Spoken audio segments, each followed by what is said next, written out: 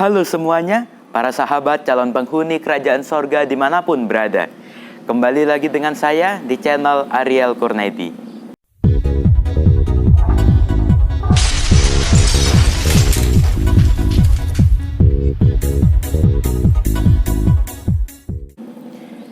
Di video ini saya akan melanjutkan untuk membahas buku Amanat kepada Orang Muda di pasal yang ke-6.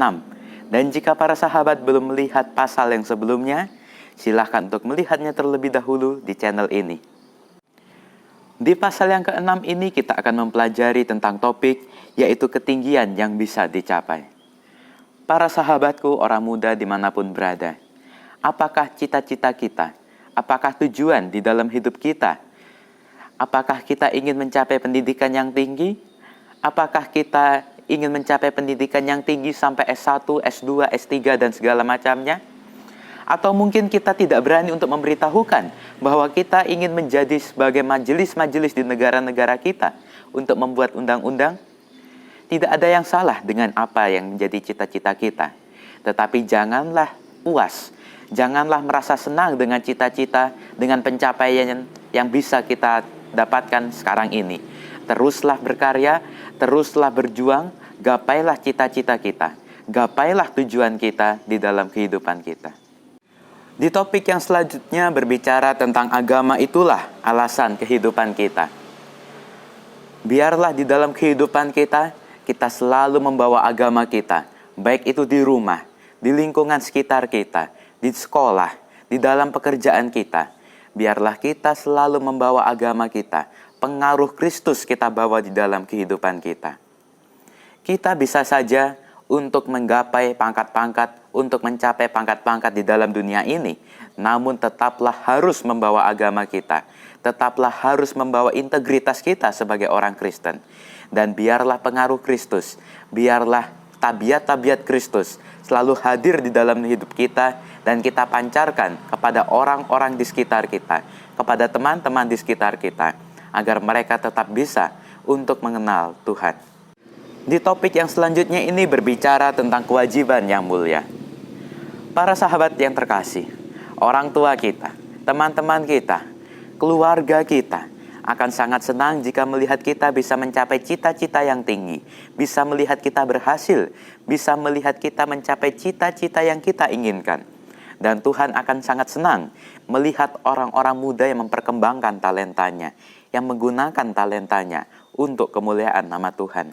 Tetapi Tuhan tidak senang jika melihat orang-orang muda yang salah mempergunakan talentanya, yang tidak memperkembangkan talentanya, yang menggunakan talentanya untuk duniawi, yang menggunakan talentanya untuk suatu hal yang salah. Tuhan tidak senang dengan orang muda yang demikian. Biarlah dunia bisa mengetahui akan Tuhan Yesus melalui talenta yang Tuhan sudah berikan kepada kita. Misalkan melalui berkhotbah, bisa melalui bermain musik, bisa melalui bernyanyi, dan juga lain sebagainya yang Tuhan sudah berikan talenta kepada kita masing-masing. Biarlah kita menggunakan talenta itu untuk kemuliaan nama Tuhan, bukan untuk menonjolkan diri kita sendiri. Tuhan menuntut pertanggungjawaban kita selama kita hidup di dunia ini. Tuhan menuntut apa yang sudah kita lakukan di dalam kehidupan kita. Apakah kita sudah menyiarkan Kristus di dalam kehidupan kita? Apakah kita sudah memberitakan tentang Kristus kepada teman-teman kita, kepada orang-orang di sekitar kita, kepada lingkungan di sekitar kita? Dan nanti Tuhan akan menuntut pertanyaan-pertanyaan itu kepada kita masing-masing. Kita masuk ke topik yang berikutnya, yaitu pengaruh agama. Para sahabatku, janganlah pikir bahwa agama itu menyusahkan kita. Janganlah pikir bahwa agama itu tidak dapat membuat kita senang di dalam kehidupan ini. Janganlah pikir bahwa agama itu dapat untuk tidak membuat kita merasakan kesukaan duniawi. Tetapi agama itu akan menjadi landasan hidup kita. Agama itu dapat menjadi landasan di dalam kita beraktivitas, di dalam kita bertindak, di dalam kehidupan kita sehari-hari. Agama tidak membuat kita susah. Agama tidak membuat kita seperti berada di dalam sebuah karung yang tidak bisa bebas, yang tidak bisa untuk bersenang-senang. Tuhan tidak senang untuk melihat umat-umatnya merasakan kesusahan, merasakan ketidaksukaan di dalam kehidupan ini. Tuhan akan sangat senang. Tuhan akan sangat bangga jika melihat umat-umatnya bersenang-senang, tetapi di dalam kesukaan yang baik dan halal. Kita sebagai orang-orang Kristen mestinya bisa membedakan mana kesukaan yang baik, mana kesukaan yang tidak baik, mana kesukaan yang bisa menyenangkan hati Tuhan, mana kesukaan yang tidak bisa menyenangkan hati Tuhan. Kita sebagai umat manusia, sebagai orang-orang Kristen, telah diberi anjuran-anjuran, referensi-referensi, dan juga akal budi untuk dapat membedakan mana kesukaan yang baik dan halal dan mana kesukaan yang tidak baik. Janganlah kita bersuka-suka di dalam kehidupan yang salah, di dalam roh-roh percabulan, di dalam roh-roh kegelojohan, tetapi biarlah kita bersuka-suka di dalam hal-hal yang baik. Misalkan untuk berbagi berkat kepada sesama kita, berbagi senyuman kepada sesama kita, menceritakan Tuhan Yesus di dalam kehidupan kita kepada orang-orang di sekitar kita. Itu dapat menjadi kesukaan bagi kita, dan itu adalah kesukaan yang dapat untuk kepujian dan kemuliaan bagi nama Tuhan. Jikalau kita bisa hidup di dalam Kristus, jikalau kita bisa menurut akan perintah Tuhan Yesus, maka Tuhan Yesus akan menyelamatkan kita. Di topik yang selanjutnya berbicara tentang penata layanan kita akan talenta-talenta. Takut akan Tuhan adalah permulaan pengetahuan. Takut akan Tuhan adalah permulaan dari kesuksesan kita. Tuhan sangat mengasihi kita, sehingga Tuhan telah mengaruniakan anaknya yang tunggal untuk mati bagi kita semua, agar kita bisa terselamatkan, agar kita bisa terbebaskan dari dosa. Dan apa balasan kita? Apa rasa terima kasih kita? Apa rasa bersyukur kita kepada Tuhan atas pengorbanan Tuhan di atas kayu salib? Yang bisa kita lakukan adalah menggunakan segenap talenta yang Tuhan sudah berikan kepada kita, memperkembangkan setiap talenta yang Tuhan sudah berikan kepada kita, memperluaskan segenap talenta yang Tuhan sudah berikan kepada kita untuk dapat melayani sesama, untuk dapat melayani Tuhan. Kita dituntut oleh Tuhan. Apa yang Tuhan sudah berikan kepada kita itu? Tuhan sudah memberikan kita kesempatan yang luas, kesempatan yang sangat lama, kesempatan yang besar untuk dapat melayani Tuhan. Apa yang kita sudah lakukan di dalam kesempatan yang Tuhan sudah berikan kepada kita untuk dapat menjadi berkat bagi sesama, untuk dapat melayani Tuhan di dalam kehidupan kita? Para sahabatku, buku Amanat kepada Orang Muda ini mengatakan, kita hidup di tengah-tengah bahaya-bahaya pada akhir zaman ini. Segenap sorga memperhatikan segala tabiat yang engkau sedang bangunkan. Segala keperluan disediakan bagimu, supaya engkau bisa memperoleh keadaan Allah setelah melepaskan dirimu dari kebinasaan dunia yang disebabkan oleh keinginan hawa nafsu. Manusia tidak dibiarkan sendirian untuk mengalahkan segala kuasa kejahatan dengan usahanya yang lemah itu. Pertolongan selalu dekat dan akan diberikan pada tiap-tiap jiwa yang rindu padanya dengan sebenar-benarnya. Malaikat-malaikat Allah yang turun naik di atas tangga yang dilihat oleh Yakub dalam mimpinya akan menolong tiap-tiap jiwa yang hendak naik ke surga yang paling tinggi. Mereka melindungi umat Allah dan selalu mengamat-amati bagaimana tiap-tiap langkah diperbuat.